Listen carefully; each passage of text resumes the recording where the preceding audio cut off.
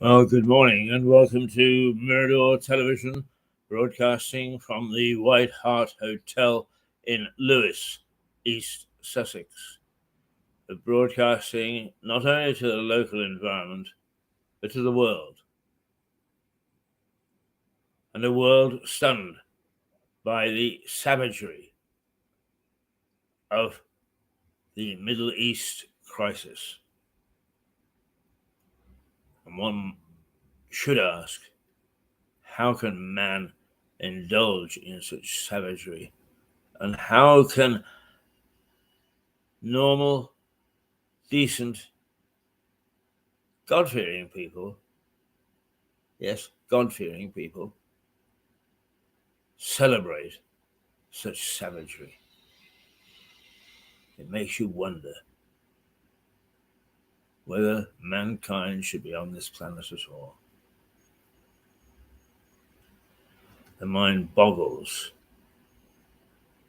at the justification and the rationalization that people make for taking one stance or another. We have the symbol for peace, the dove. We talk peace.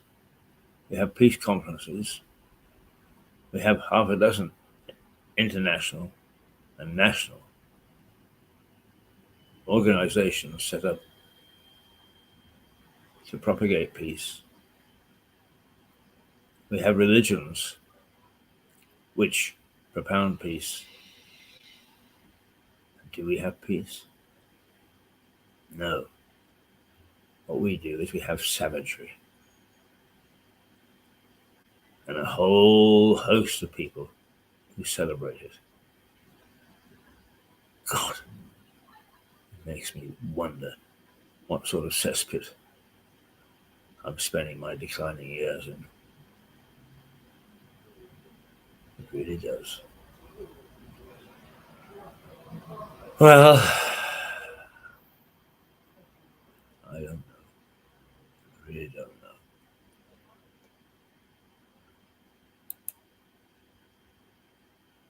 Yes.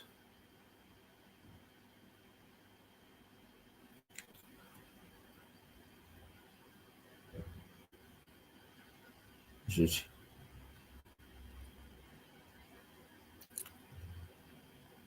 What makes it? What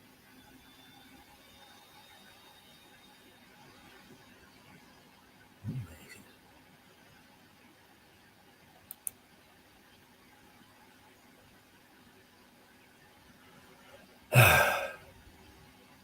Oh well. No sense in making you more depressed when you actually wake up. So I'll make you more depressed because there is no question that we cannot ignore what's happening in the Middle East. The Guardian.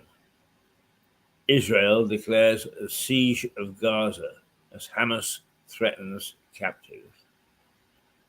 The majority of Tuesday's newspapers continue to report on attacks on Israel by the militant group Hamas. The Guardian says that Israel declared a complete siege of Gaza yesterday, cutting it off from water and power supplies as Hamas militants threaten to start killing civilian hostages.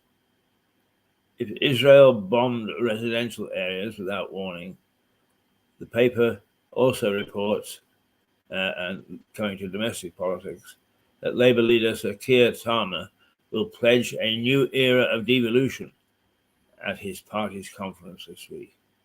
more BS from political parties. And if you think I'm being biased, we heard BS from the Conservatives, we heard BS from the Liberals, now we're going to hear BS from Labour. And all they do is they chase their own ideologies. They don't care about the voter at all. Not at all. Those people elected to Westminster live in a bubble. Totally, completely divorced from their electorate. And the funny thing is, it's sport that shows this wedge between our so-called leaders and the electorate, inasmuch as the English supporting fans of Rugby Football Union, where England is currently playing in the World Cup in France, is the selection of the team is barely stifled with boos. Series of failures haven't impacted on those who know, paying no attention whatsoever to the pundit. Well, the pundit often has a greater feeling for what's going on the field than those in charge. And it is the same in politics. The electorate have a sixth sense for what is right and what's just, which goes right over the head of our leaders. And it's time that they actually, at all levels, okay, I've made the analogy of sport, it's not that important, I guess. But it's time that our leaders started to listen to the electorate instead of telling them. And telling them on the basis of a very, very, very, very, very narrow view. All formulated in the hallowed halls of Parliament.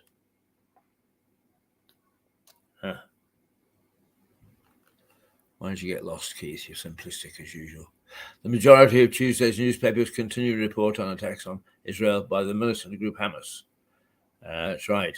And the Eye says Hamas is a threat to execute hostages. Hamas threat to execute hostages as Israel prepares ground invasion. The newspaper leads with reports that Israel is preparing a ground invasion as the armed wing of Hamas threatens public executions of Israeli hostages. The paper says over 300,000 Israeli army reservists were called up as the country's Prime Minister, Benjamin Netanyahu, reportedly told US President Joe Biden that he would launch a ground invasion amid fears of high casualties. The Financial Times, Israel enforces complete siege of Gaza. The Financial Times reports that Israel has imposed a complete siege of the Gaza Strip and quotes Netanyahu, who said the campaign was just getting started, as he vowed a difficult and terrible experience for Hamas and promised to change the Middle East. The Daily Telegraph, Israel, no choice but to seize Gaza. The Daily Telegraph reports on a televised address from Netanyahu, who pledged to crush Hamas as he compared the group to the Islamic State group. The paper quotes Netanyahu as saying, "The atrocities committed by Hamas have not been seen since the ISIS, that is the Islamic State, atrocities." The Sun, which ignored the whole issue yesterday, headlines, Israel warns Hamas terrorists. It shows clouds of smoke billowing from buildings and says, only the beginning. Blitz as the toll hits 1,500. Huge ground invasion due. 10 Brits are feared dead. The Sun leads on Netanyahu, warning Hamas, who said this is only the beginning, after the country's air force hit 2,400 sites, following the Palestinian jihadists' devastating weekend attacks. The Times.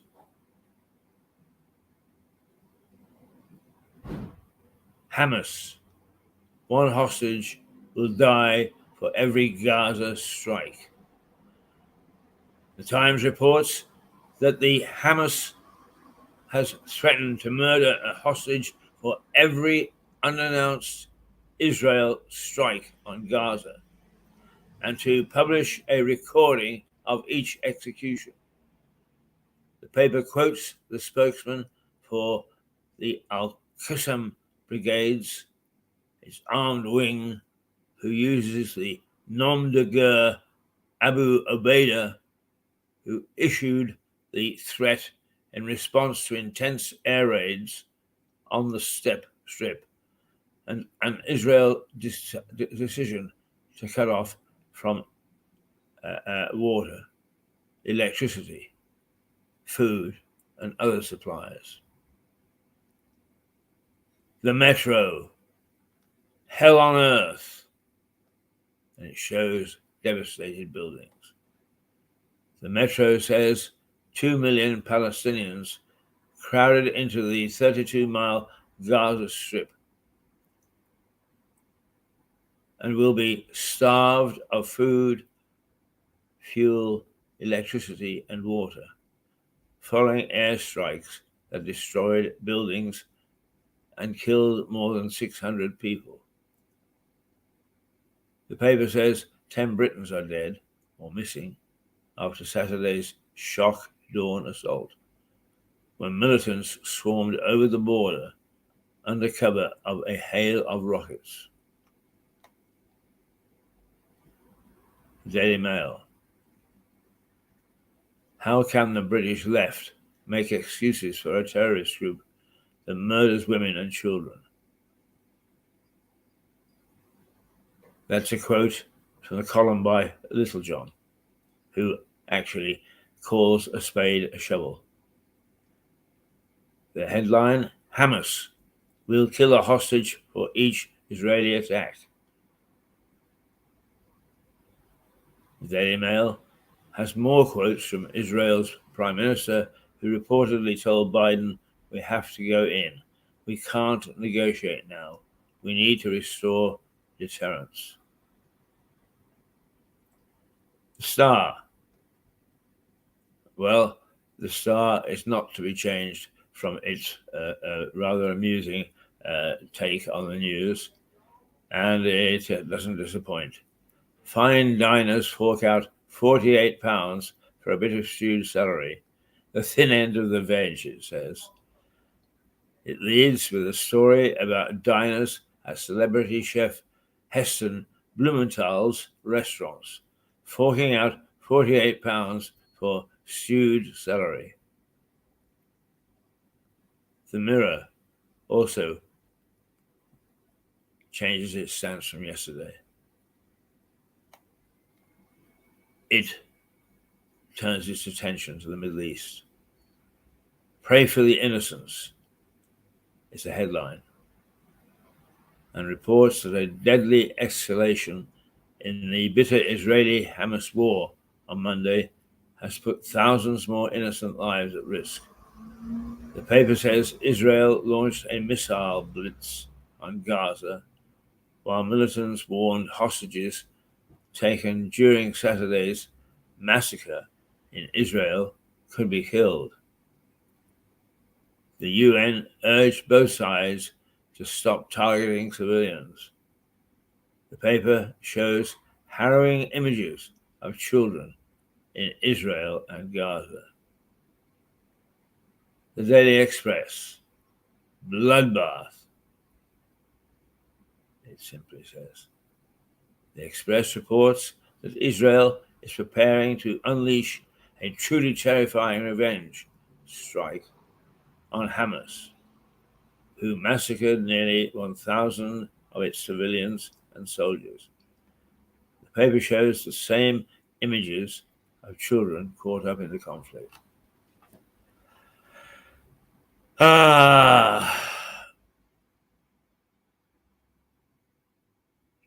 Well, those are the headlines. Shall we take a quick look at the weather before we go on to analysing that? Weather for Lewis. Here we go. It's cooler than yesterday when we reached about 22. It's down to 19 degrees today. And right now it's 15 with a bit of fog around, so be careful. Sunny intervals and a moderate breeze. There's some sun now. Yes, we can see it aside. The rest of the time, it is scattered sunshine and scattered cloud. No chance of rain, or at least that's what it says. At 5 o'clock this afternoon, the sun will break through again and continue into the evening, where we'll have a cloudless sky. Tomorrow, Wednesday, much the same, except a little bit warmer, 20 degrees, and the scattered cloud, still no showers. Wednesday, that's tomorrow. Thursday, the rain returns, and it'll be a bit chillier, 18 degrees. And Friday, a scattered cloud again, but the temperature zooms on Friday, 21 degrees. While Saturday and Sunday, Saturday scattered cloud, only 15 degrees. Now that's chilly. And the 15th, which is Sunday, is 14 degrees chillier. And it'll start the day at 3 degrees. So be careful when you go out on Sunday morning. All right, that's the news headlines. For those who are worried about such things, it's now 18 minutes past 8 o'clock. And as I've just said, it's 15 degrees outside and some foggy patches around. So be careful. Be careful when you're driving. The savagery of the Middle East is one thing that, in many ways, I think may be the most effective way of dealing with Hamas is by cutting off the water, the supplies, and so on and so forth. If we can go back in history, the interesting thing is that when the Cromwellians laid siege to Arundel Castle, they won the siege within 3 days. And yet, inside the castle was enough food to last for a year or even longer. But the way they did it was the water supply to the castle was in a lake just outside the walls. And they simply stopped the water supply. Food without water is no good at all. And the royalists inside gave up.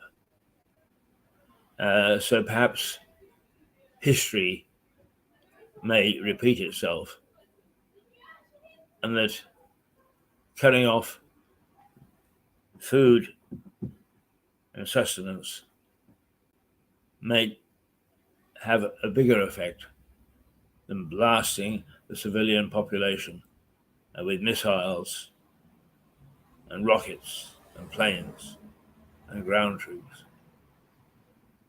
Perhaps it might. Although in today's modern world, the savagery stoked by hate, stoked by a desire to hurt, stoked by vengeance, seems to overcome any semblance whatsoever of civilized behavior. Very sad. It's very sad.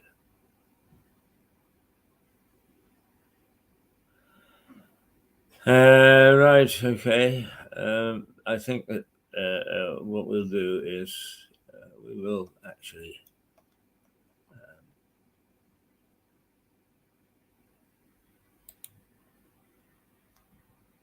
we'll take just a little breather, just a little breather, Mr. Keith,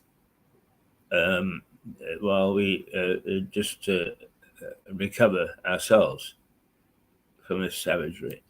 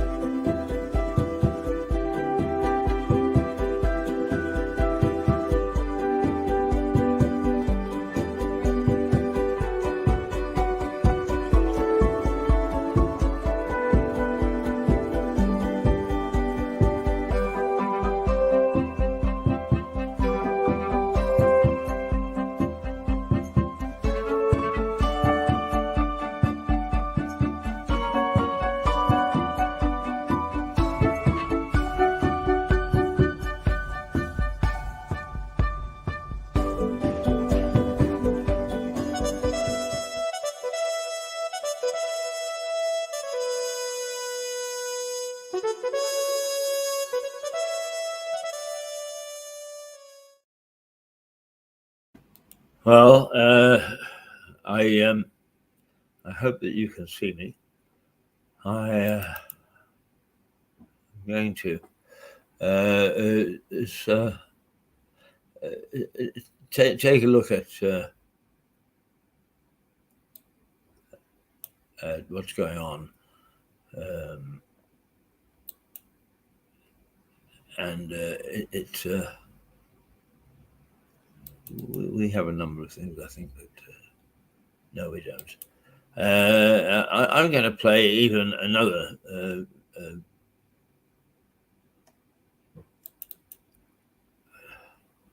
The whole system, of course, is as usual up in the air,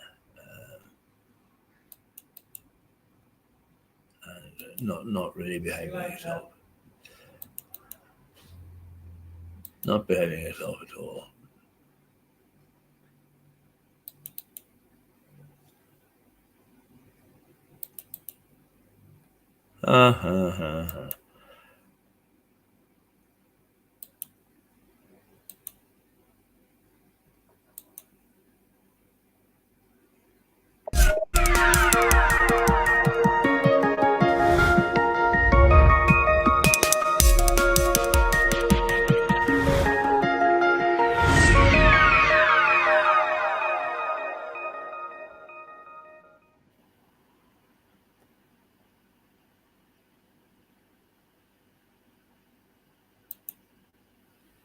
Well, that's who we are. It's Mirador Television.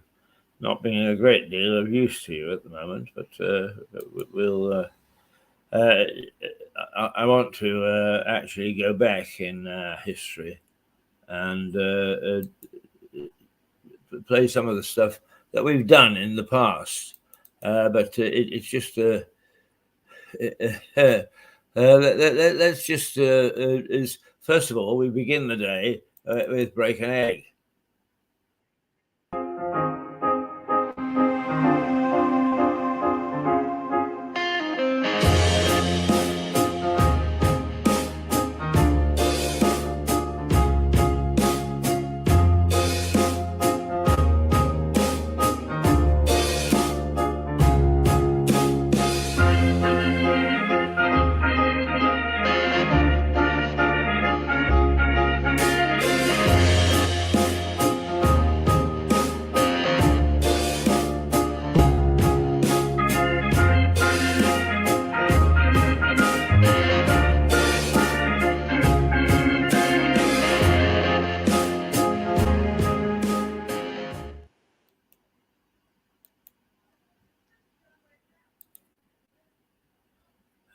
And then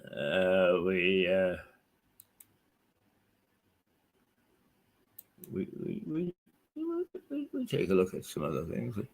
Then, oh yes, well, we sometimes go over the top.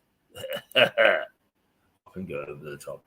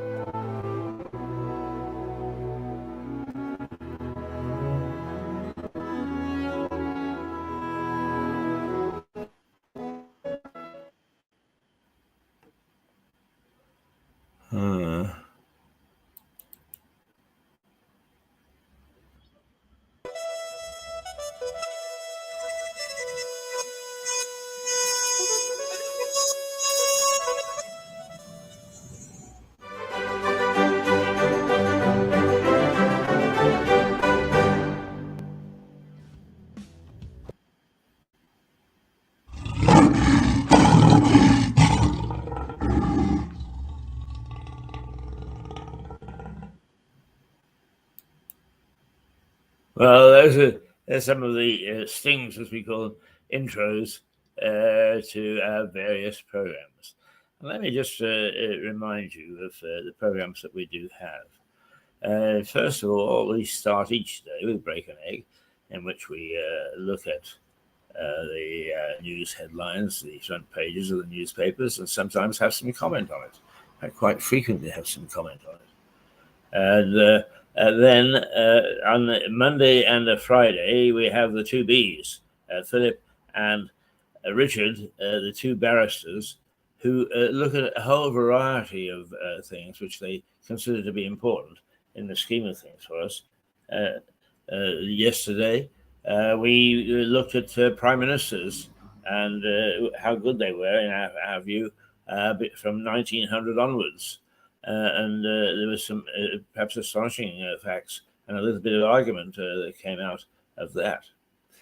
Then we went to Harry Atherton, new correspondent in France.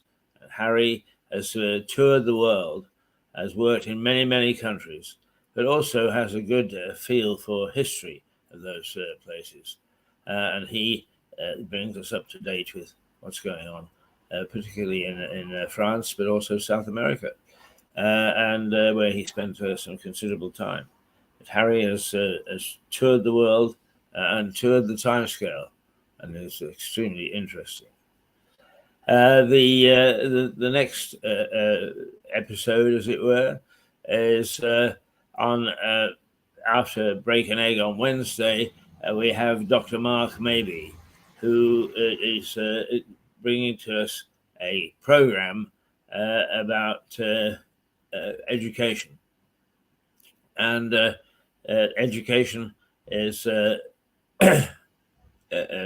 vital in this day and age, and is changing rapidly. And Mark brings us up to date on the way that there are now experimental universities starting where you don't sit in a lecture at all. Everything is practical. And that makes a lot of sense.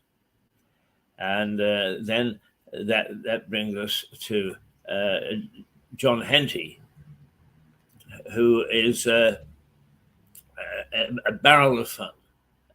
John has been around for a long time. He was the first man to broadcast on Radio Brighton, and has had a very distinguished career. He's both a newspaper journalist, a PR, and he also managed to inveigle himself into Hollywood and you name it. He's a barrel of fun. Basically, his main theme is how certain things started way back when. Max Miller being the comedian, being one of them, and the influence that he's had on today's comedians. And Lucy Mabel Atwell, who was one of the very first ladies. In fact, they didn't even know she was a lady to begin with, to design pottery and cards and so on. We move on to Thursday when we have Liza Page, and Liza is the alternative view, researches fastidiously what the she calls it the not the third world, the alternative world has to offer to us, and some of the things which we don't know about, which we should be aware of. Come Friday, and again we have the two barristers, Richard and Philip, and then as we go through the morning, we come across. Let's see, it's on a Friday. We go to New York, where we have Melissa Conti, and Melissa is a long-time correspondent from New York and brings us up to date what's happening in the big city, but also giving us an overview of what's happening in the United States. And she is equally as forthright as all other correspondents. So that's broadly our lineup, and in between we have various programs about wine and food and clothes and you name it. We've got it. Some a little bit old, some dramatically new. And those are the items that we find on Mirror Television. So I am going to let's see. It is now 8:34. I am going to take 5 minutes away from you to now determine one of our past programs, so that you can see, first of all, how things have changed, or have they, and some of the things that we've done in the past, some that are dated, others that seem timeless. So if you'll bear with us, we're just going to go away for 5 minutes at the very most, and we'll be back.